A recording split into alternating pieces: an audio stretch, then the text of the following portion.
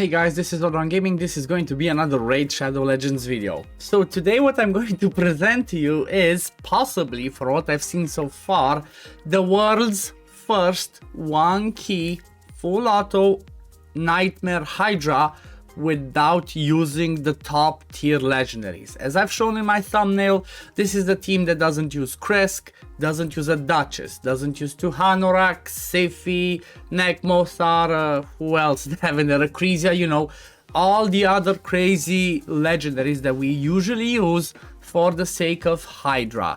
This one is actually a team. I just run it in the background right now and the team, you know, it's finished. It's, you know, it does a little bit over. Sometimes it can do even more, you know, it's still some layers of RNG, but this is the type of team that if you run 2 or 3 times maximum, normally should work like on the first try. Mine, for example, worked on the first try every time I tried it, unless there's like a bad start in the first minute where I don't land one of the buffs or debuffs.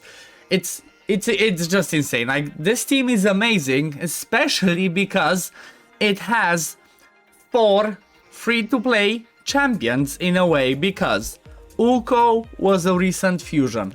Mother Sybil was a fusion. She was a fusion last year, that's true. However, if you are at the point right now when I'm posting my video in October 2022 and you're trying to do Nightmare Hydra and you kind of want to have the gear that I'm gonna show, you should have been playing during the Mother Sybil fusion. But if you do not have Mother Sybil, you can use somebody else. You can use a Shamrock. Shamrock brings a similar kit and he will do something similar for you. At the same time, if you don't use if you do not have a Shamrock, if you don't have Shamrock or Mother Sybil, guess what? I tested it even with something different. I threw in Nekmothar, but like I said, normally the team that I'm showing is without Nekmothar, but if you don't have Mother Sybil and you have Nekmothar, throw Nekmothar in the team and boom, check this out, it's still a one-key full auto. Then Bivold was a fusion. Lydia is a champion that you get by doing the faction wars, finishing all of that faction wars, and you get yourself a Lydia. And honestly, if you are at the point where you're trying to full auto Nightmare Hydra, you should already be having a Lydia, you know. So it's like it's not like you're gonna start doing, oh yeah, I'm gonna do Nightmare Hydra, but you don't have Lydia. It's like, really, you should have, like, Nightmare Hydra, even Hydra in general, should be the last content that you focus on in the game. Like, this is that, you know, this is the end game stuff. This and Platinum Arena is the last thing and the hardest thing to do in the game. And then what it comes down to, having 2 epics. An Inquisitor Shamel, like for this specific variant, I haven't tested this on the other rotations. This is the first time that I build this. However, I expect this to work the same on the other rotations because on Nightmare Hydra, the heads rotate through themselves all the time. Like, you have a very low chance of the same head popping back up. So on the next rotation, this should work roughly similar to the way it works over here, because you're gonna get a head of Torment that's gonna help you boost AUTO a little bit, you know. Basically, boosting AUTO is gonna help you because I'm gonna show you the builds and I'm gonna explain why. And then there's the Geomancer, which honestly, yeah, there's lots of people that again say, oh, I don't have a Geomancer. Well, Geomancer, just like Mother Sybil, is replaceable in this team because guess what? I have tested it and again, it works with Husk. It works with Husk instead of the Geomancer. And honestly, if I look in this team, I barely have any awakenings. Like, the only awakening that I have in here is Mother Sybil, that's a 1-star Brimstone, and that doesn't always proc because it keeps landing on the Head of DK, and the Head of DK is always provoked. So it's, at the same time, it's not like I have, you know, 6-star or like even 1-star on every single one awakenings. I barely have, what? In this team I have the Brimstone on Mother Sybil, which I said didn't do that much craziness, and then Cruelty on Geomancer, which again, it's not like Geomancer's boom 30 million and everybody else has not, you know, no damage in there.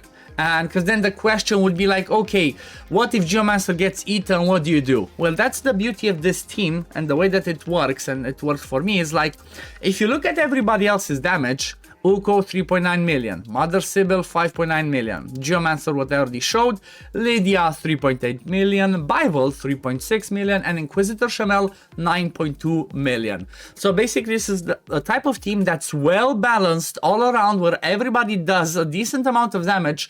so that in case one of the champions gets eaten, the team's not gonna fall apart, and you have the chance to free that champion out even on full auto. You know, it can be some bad RNG because, you know, the silliness of somebody gets eaten, and if your heads don't focus, you know, or like you don't do enough AoE damage to free one of your champions, it can be tricky. But honestly, up until you get to the point where there's like 20, you know, where there's like 20 million done, sorry, where there's like, yeah, around 20 million done, it's like you're not gonna have anybody eaten. Like by the time I hit 20 million, if I remember correctly, it's like that's the only point where somebody starts getting eaten. Like you move so much with this team that it's, you know, it's just something beautiful to see. So let me just click this free regroup. Let me show you the presets, and then I'm gonna go in and show you how I started this.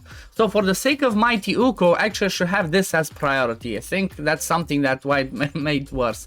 So you always want Mighty Uko to prioritize the A2, not necessarily the revive, because the revive is an AoE increase speed, and yes, it can be helpful, like, oh my god, I need a revive there and then, but she only has 2 skills. So if the A2 is on cooldown, which is on it's a 4-turn cooldown, it's gonna come back to the A3. Mother Sable, lock out the A3 because you don't really care about this one. It can throw you off with the buffs, debuffs, thermometer control, so I don't necessarily use her for this. I only use her for her A2, which is basically increased defense, and revive on death, which rarely comes into play, and AoE decrease speed on the A1. So that's why I say she's, you know, she's pretty replaceable. The good thing that she brings is the decreased speed and the increased defense. But like I showed, you can use Nekmothar instead if you don't have her. Maybe you have a Nekmothar, which was a guaranteed recently, and you know, it's replaceable. She's replaceable. Geomancer, I locked the A2 and I just made him prioritize the A3. I just want him doing the A3 and A1, A3 and A1. The thing is with him, he has a silly AI. If you don't make him prioritize the A3, sometimes he's not gonna do the HP burn if there's weaken out there. So he will never do it like, on full auto. So I just prioritize the A3 just to make sure that he always uses it. Lady, I let her do whatever she wants. Bivold, I made sure he prioritizes his A2. The A2 is the one that does the AoE provoke and AoE leech, and you know, it also does strengthen on himself. But because there's Lady under, he's not necessarily a mischief target. However, the way that I'm running this team is I try to have everybody at around 300, or I try 284, 267, 279. So I'm trying to get everybody close to that 300 resist mark, 250 to 300 or a bit over, so that I resist almost all the debuffs. Because I have decreased accuracy from Geomancer's A1 AoE, and I have decreased accuracy from Uko's A2. The thing about this team is like this. Uko is currently broken against the Head of Wrath. I'm gonna show you once around because he never places these debuffs. I'm gonna show you and I'm gonna explain why from like what I gathered. But yeah, this is the A2 open with Bivold, and then Inquisitor Shamel, I let him do whatever because whenever he has the A2 ready, he's always gonna use it. And this A2 can smack really hard, especially because we have a decent amount of buffs in the team. He's gonna almost always ignore all of the defense. And yeah, let me start, even though it says brutal here, I run this team on Nightmare. Let me go back to show you. So I click the Nightmare, go in there. Let me make myself a bit smaller because I have a big ass head. And let's go in there. So the only preset that this team needs is Duchess's A3 for now, while this is still broken. So Duchess's A3, the block buffs on the Head of Wrath. Boom, block buffs happen. After that, you click auto. That's all, because after that, he never places the block buffs on this head over here, because I think it's some sort of bug, and this tick, the Vengeance ticks, I think it counts, or like Uko's kit sees it as a buff, and Player already said, yes, that is not working as intended, that one's not supposed to work like that, he should be placing the decreased accuracy and the block buffs on there. So the one tricky thing is, because like, you cannot place the block buffs, okay, I use it with Lydia, but I cannot place the decreased accuracy unless Geo lands it over here. But yeah, that's all you have to do, and then the team just rotates pretty fun in there. So what I'm going to do is, I'm gonna show you the run. I'm gonna skip through it. Like, I'm gonna show you the run, maybe like 3 minutes of it. I'm gonna show you the beginning because I have it recorded. See how it goes in the first few minutes, and then I'm gonna show you towards the end and see how it ends. So you kind of have an idea of how this works, how the, you know, the champions prioritize the things, and then I'm gonna come right back and I'm gonna show you the build. So see you in a bit, guys.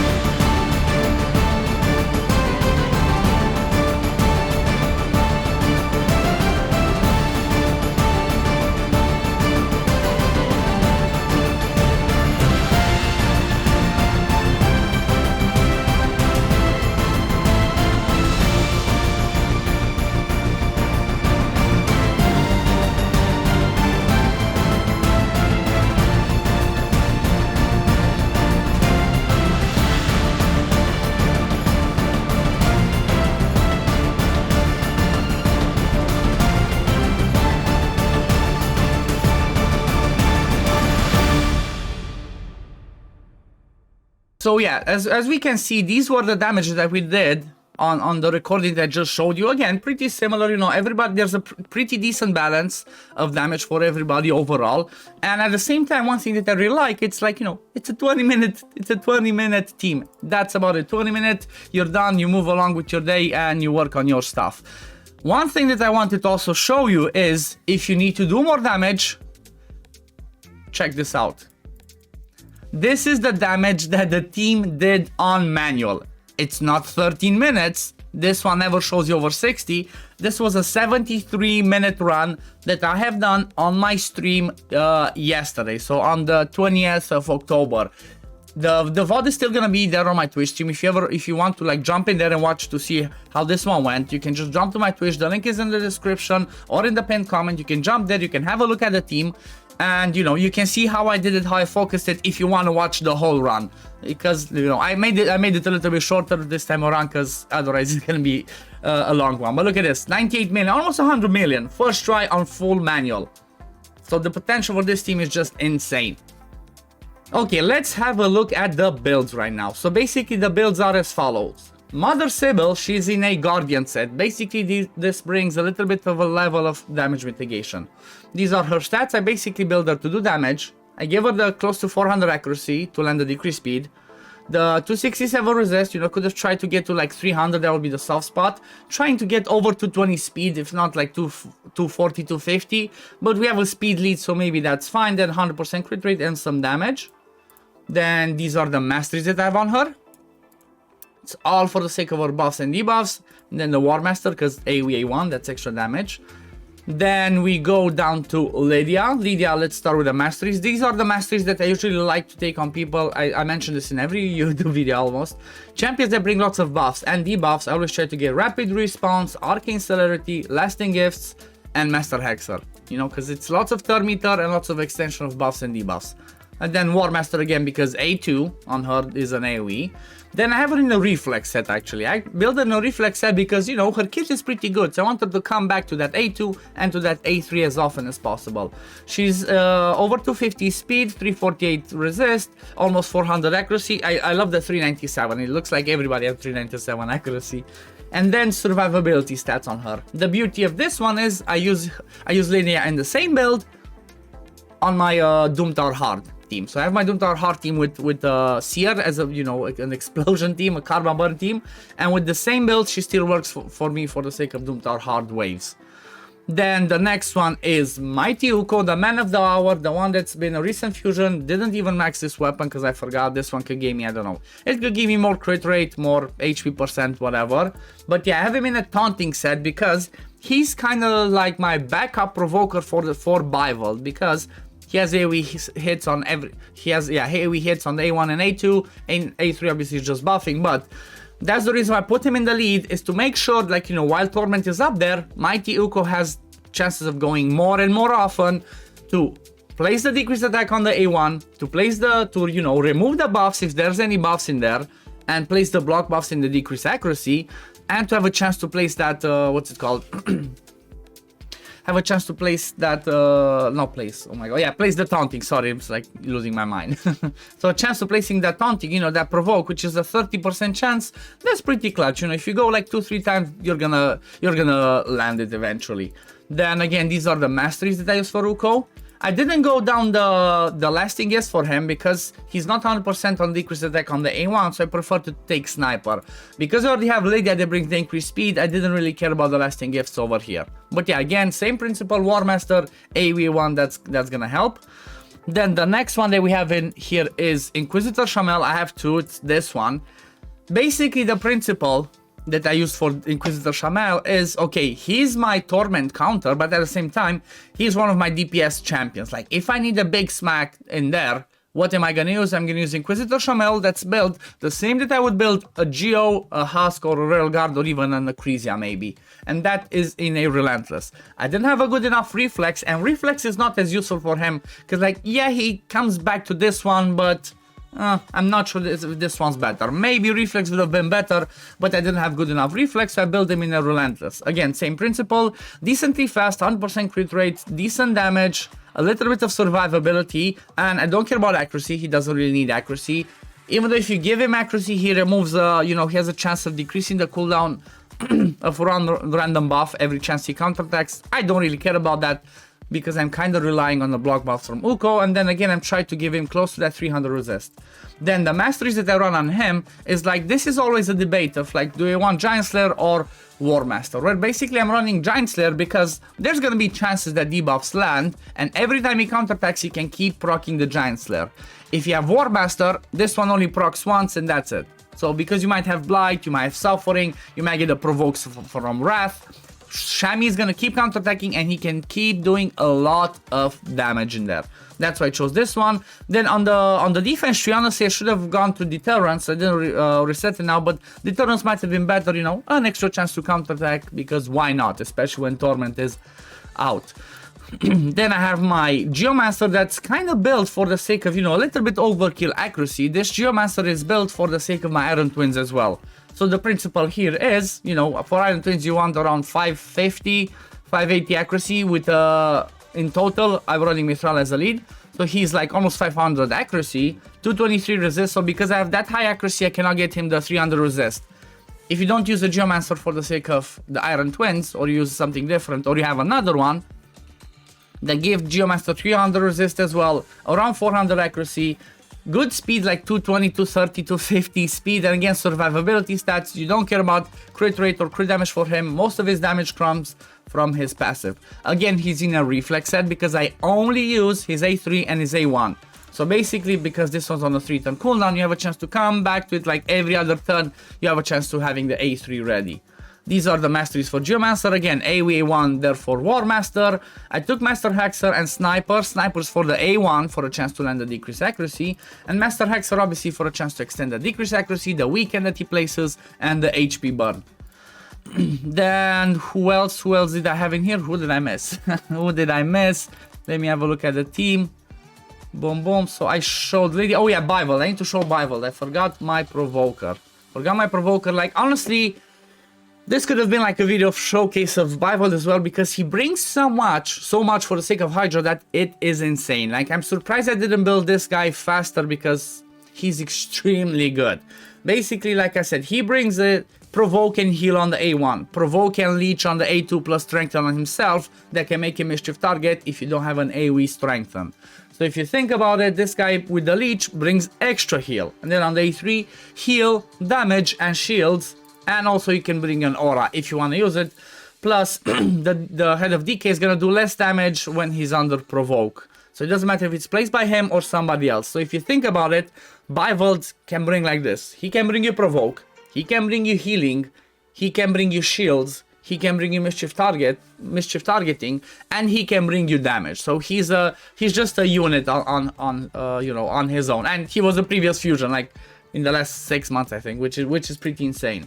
So again, I have him in a Relentless and a Blood Shield because I kind of gave him again the 300 resist to be able to resist all the debuffs if there's a decreased accuracy in there, and the 350 accuracy. Maybe the accuracy here I would have liked to get close to 400, because if the Head of Suffering is up, the resistance goes a bit higher and he can get resistance pretty often. So I would like to get closer to that 400 mark. But again, over to 200 speed, you know, the 230 speed, 100% crit rate, and then damage to try to go. For his stats, these are the masteries that I use on him. So basically the masteries are towards War Master because again, he has 2 AoEs on his A2 and his A3. And down the Support Chief to extend to put bigger shields that he does on his A3, to extend the buffs that he does, to do bigger healings, and obviously the Cycle of Magic for a chance to reset the A2 or the A3, and then the last one, Spirit Haze, because there was nothing else I could take that might have helped. One thing that I do want to mention, because sometimes people ask in the comments, is yes, everybody is fully booked, especially on skills that increases the chance to land or cooldowns. For the damage, not necessarily, but apart from that, everybody is fully booked. So this is the team, this is the video today, guys. I hope you enjoyed it. I was really excited and I felt like really awesome about this team because, like I said, more than half of this team is free-to-play champions, previous fusions, and then there's 2 epics. So, you know, I have the Sifis, I have the Duchess, I have the Nekmothar, but I wanted to try something else. You know, I have the Soulless. I wanted to try something else, you know, to try and give people more options. Even though there's not too many people that do Nightmare Hydra, you can just take the same principle that I showed and put it, you know, take it down to brutal and drop 50 accuracy and resist from everybody's builds and maybe like 10 speed, and you can do the same thing for the sake of brutal. So yeah, this is amazing. Please let me know in the comments below if you've seen any other teams that, you know, do full auto that are a little bit different, you know, don't use the usual meta champions, Krisks, Duchesses, stuff like that, because, you know, I wanna see them, I wanna watch them, and I wanna make more videos to give people more options for the sake of tackling Hydra, because, you know, it's kind of the thing that everybody does. At one point, everybody is gonna start doing Hydra. But yeah, this is gonna be it for the video today, guys. Don't forget to like and subscribe if you enjoy my content, and I'm gonna see you all in the next video. Peace, love, take care everyone. Bye guys.